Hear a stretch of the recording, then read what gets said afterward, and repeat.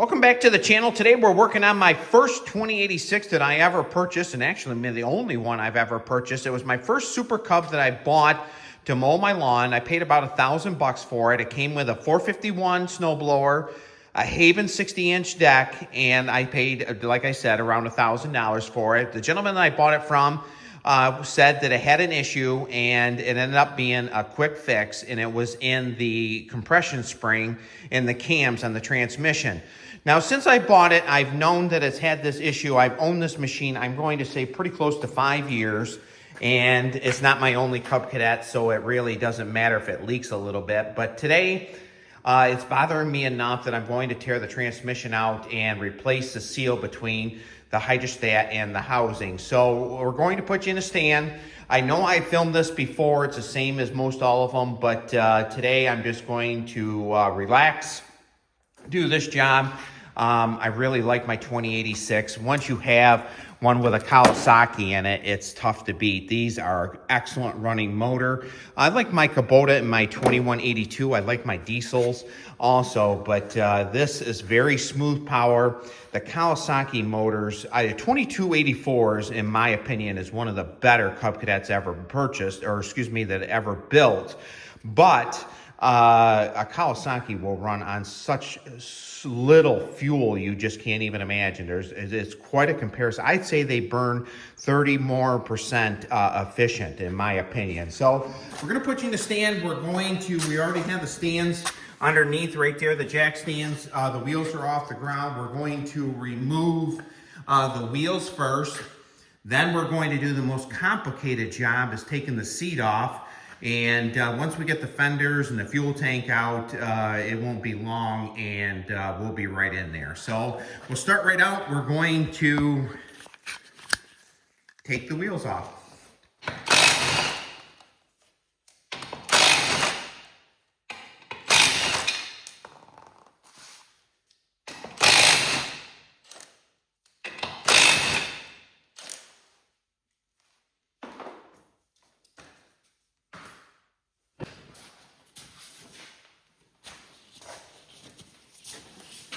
Now, the next thing we're going to do is take the seat off, like I was saying. Now, in my opinion, this is the most complicated portion of the job. The first thing you want to do on your seat is make sure it slides back and forth. Now, I put some WD-40 on it, and let's hope it slides back and forth, and it is going to. Actually, this machine, I haven't used it in quite a few months. So it takes a 1/4-inch Allen. Now, the front bolts have a nut in the bottom. Now, I have quite a few videos on this job here. I really like taking the transmissions out of these machines. It's one of my favorite jobs, believe it or not. You're going to see on another video this morning, it's actually Christmas afternoon right now, I changed the grill housing on that 2182, and I'm looking forward to this job a lot more than changing that grill housing. Check out that video. It was quite a job. I anticipated it would be, and it was. I'm going to move along to the other side. All the safety switches on this one are hooked up. Now, I'm not sure if I'm ever going to mow with it again. I might. But my main goal is I want to put a Haven blade on it.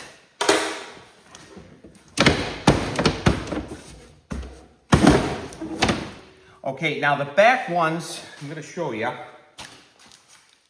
are threaded right into the stand that holds the fuel tank in.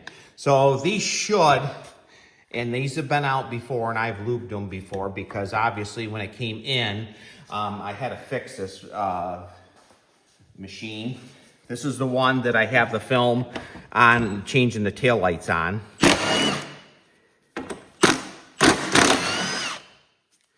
So we're going to flip that up, and then I'm going to get some and label them. What I'm going to do, in fact, what I'm going to do is a little different. I'm just going to put right side, side red. And the reason why you want them bright is one's open and one's closed. Now we're ready to take the seat off. Next we have the fuel tank. That's where your fuel level is. Fenders are going to be kind of loose. Now we're going to go to the front of the, on the floorboards, and we're going to take the bolts out for that. I'm going to try to get you right down in there so you can see. We're going to take them bolts out right there.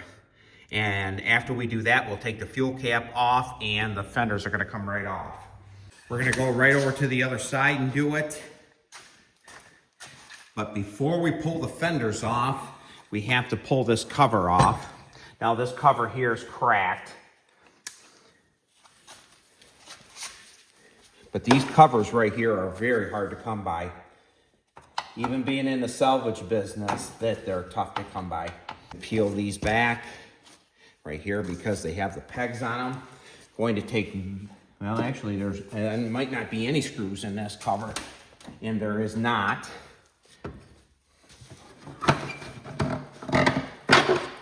So that covers off. Going to take the fuel cap off.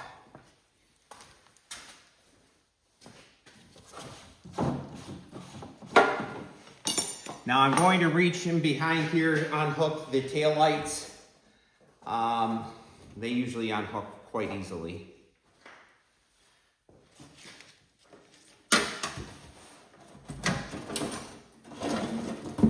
You want to run them wires through very slowly. You don't want to yank on them.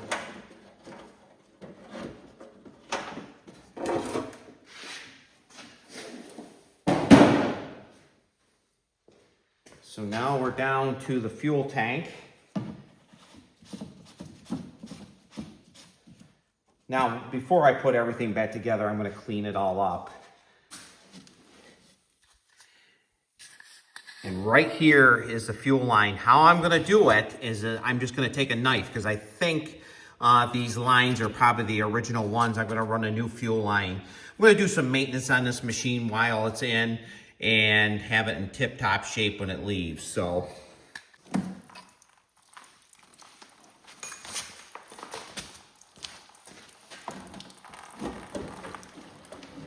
now I'm not shutting the fuel off. Probably should have. Now they must have ran, there must be the T right in the very center because this line here is still on. And I'll show you that T when we get in there a little bit further. But I'm still gonna cut it pretty close. I'm pretty sure that they are the original fuel lines.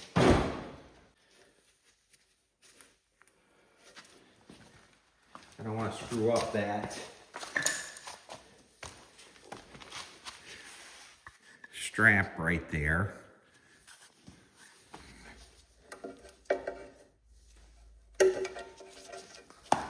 So we have that unhooked. I'll do that on this one right there also. The whole objective is to make it look like when you put it back together that it's never been apart before. That's and that one there I had to break, but okay. Now we're going to take the fuel tank cradle out. Takes a ½ inch to do that. And these have nuts on the bottom side.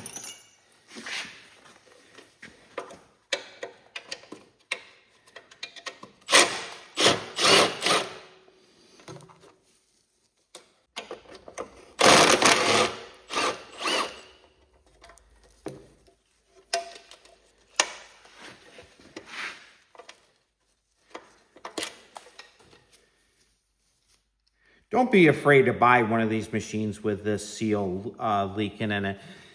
Taking out a transmission in one of these machines is really not that big a deal, to be honest with you.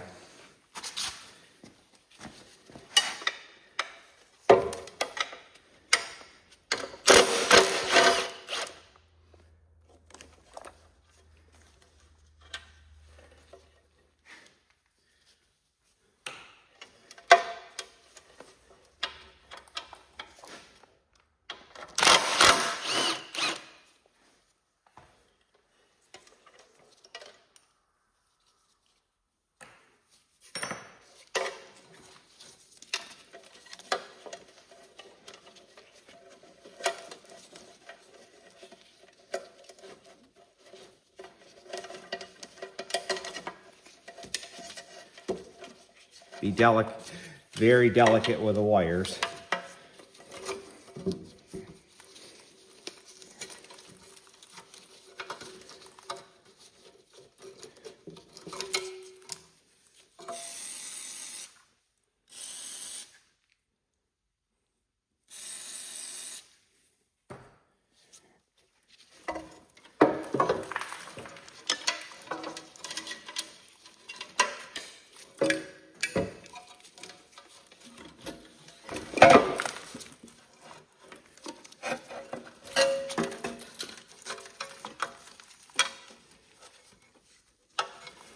Okay, what I'm gonna do is, for now, I'm going to put this up on the side like this for now. Gonna hang it right there. And now I'm going to get this adjustment rod off right here for your deck height. Actually, this machine is already unhooked, which is great, actually. I have videos on doing that job. We're going to unhook that plate right there. I'm going to spray some WD-40 on this right here while I'm in there. This is a spring right here that I put in, and actually I did it from the side. A lot of times when they're a little bit wore on the trunnion area right there, just put some zip ties around them. It tightens them right up.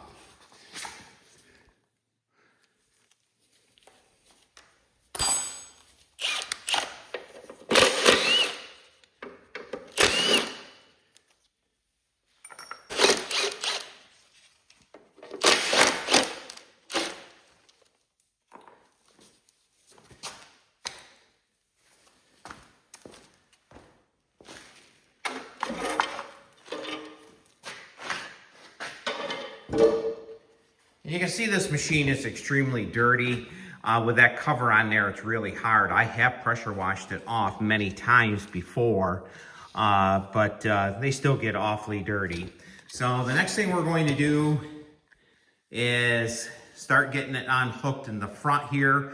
And we're going to start with this, your control lever. We're going to give it full speed ahead. And the reason why is then you can access this nut right here.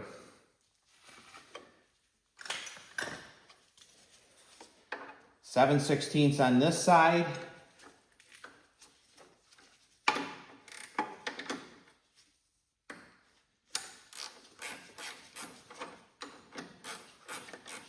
And 1/2 inch on this side.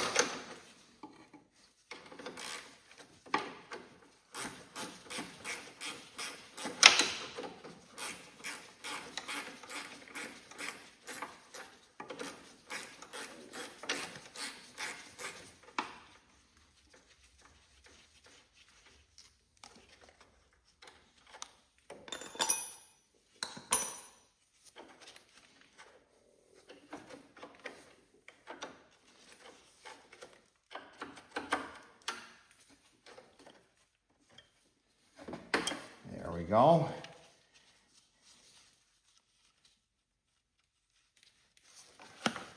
And we're going to fold it right over like this. Now you don't have to do anything with the dry shaft. The reason why it's splined right into the CV joint. The next thing we're going to do is going to be one of the toughest jobs, and you really want to be careful with it, is I'm going to try to get you in there to see, and I'll get a light. We have to unhook that rod right there. This is the most difficult job you'll do. Now when I put it together, I'll use different types of clips instead of a cotter pin to take that out. Right there is your spring right there for your pedal return right there.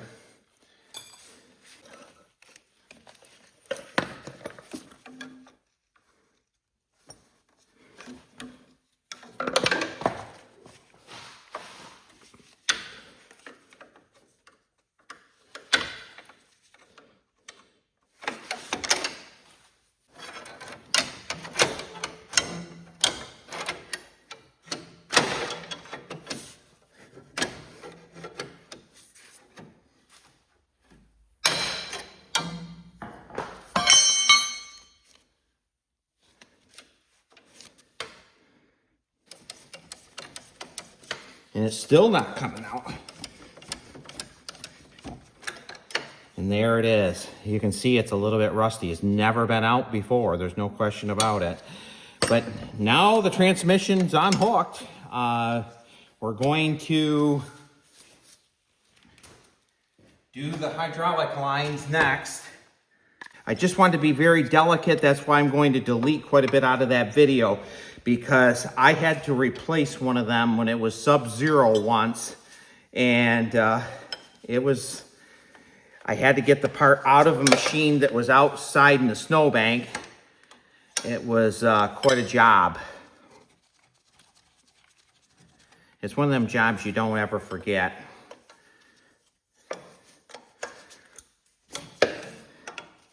Now these are JIC fittings, so they self-seal. If you look at some of my other videos, you're going to see where some people put elastic tape on them. There's no sense of doing that.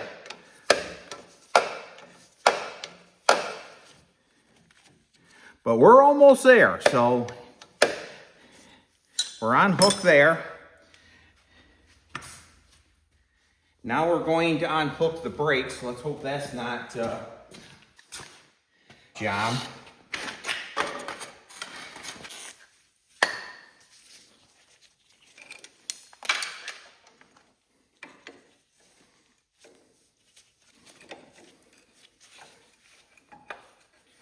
Now when I put these together, I'll just put hairpins in these. I'm not going to use cotter pins.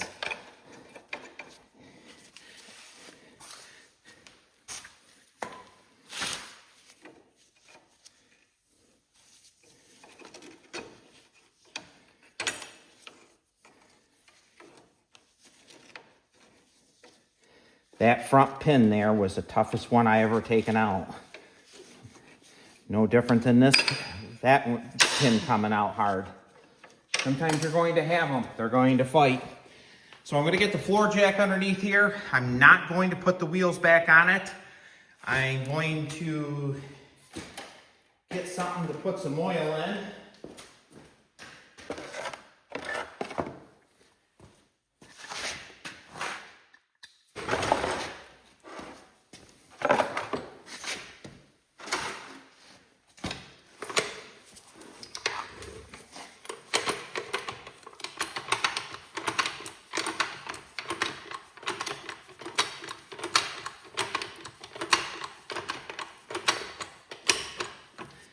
Going to put some tension on there. We're going to take the rear bolts out first.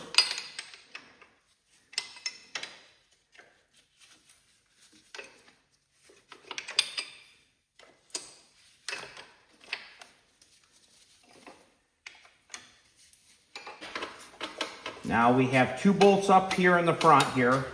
A Super has two in the front.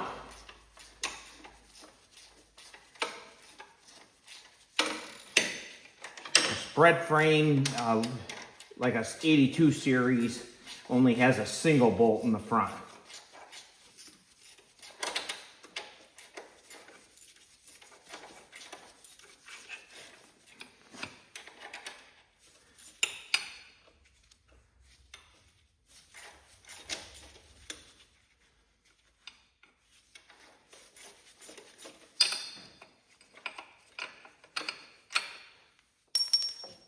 See, now we're going to have some oil go down.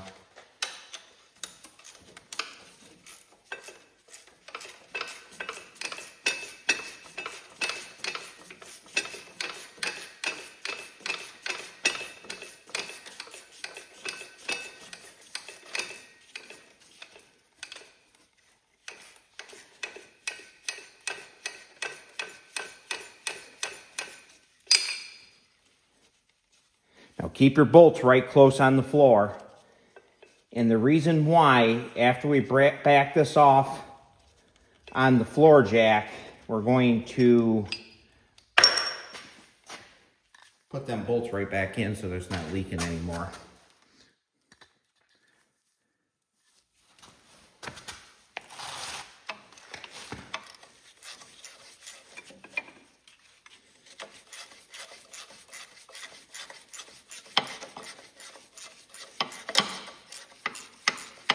Now, I've left the wheels on before. You can do it that way, but I prefer to do it with a floor jack, because the reason why is when you put them on a floor jack and you let it down just a little bit, they seem to just yank themselves kind of right out of there.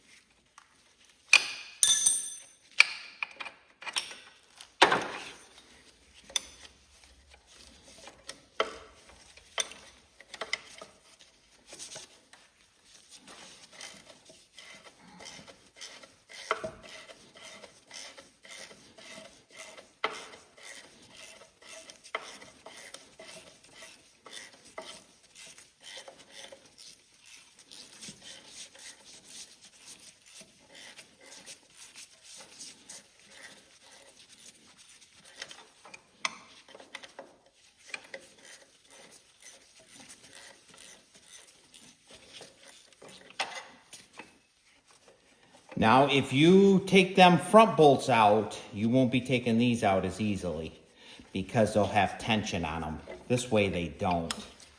We have just a little bit of oil coming out of this one right here. So we're going to take the front bolts out.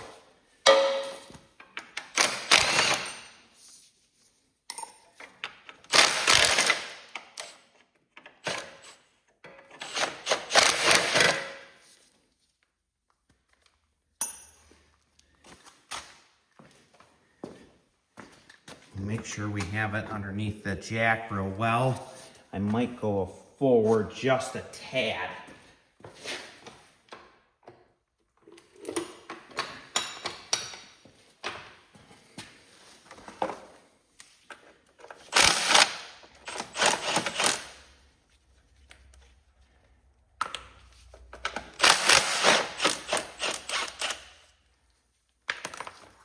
Okay, now we should be pretty good and loose, so let's see if we can slide it right out of there.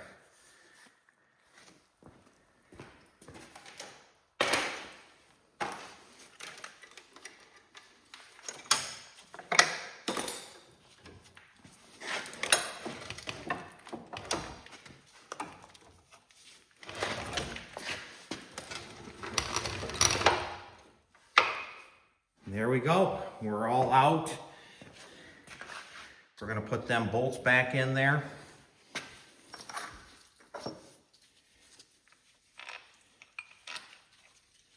Now this machine has just about 1,000 hours on it.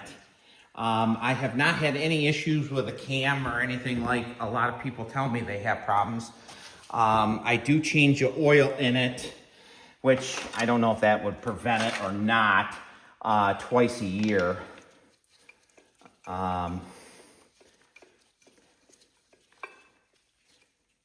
But we're all out. We have a little bit of mess on the floor. The gasket that's bad is right behind this area right here. So we're going to take the hydrostat right off the housing and replace it, and then throw this transmission right back in. So thank you so much for watching. I appreciate you subscribing to my channel. And some of these jobs are a little tougher than others, but I appreciate you watching, and we'll see you on the next video.